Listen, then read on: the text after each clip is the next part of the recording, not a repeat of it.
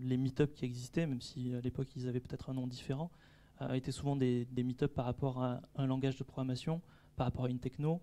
Les gens se retrouvaient que entre eux et on avait souvent du mal à fédérer ces différentes communautés.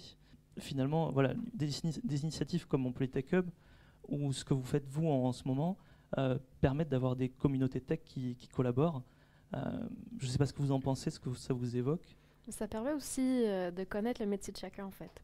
Parce qu'on se rend compte parfois dans le milieu du travail que on travaille avec des gens, mais c'est un peu obscur ce qu'ils font. Donc, ça permet vraiment de dire ah, ok, oui, je comprends ce que tu fais. Et après, quand certains métiers, en fait, font face à des difficultés, parfois, nous, dans notre métier, on a une solution qui n'est pas nécessairement directe avec eux, ce qu'ils font, mais qui peuvent les inspirer, eux.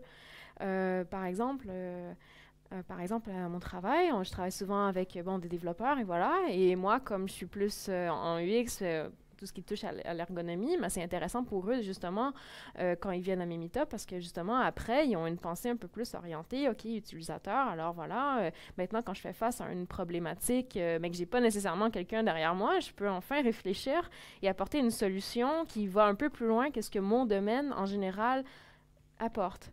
Donc, ça permet, en fait, d'aller plus loin professionnellement, de parler. Puis justement, moi, en parlant avec des techs, des devs, ben, ça me permet aussi de comprendre un peu ce qui se passe derrière. Parce que moi, à la base, je ne suis pas du tout tech. Moi, je viens du milieu des sciences sociales. Donc, rien à voir. Donc, ça fait du bien de parler avec des gens qui ne parlent pas du tout notre langue.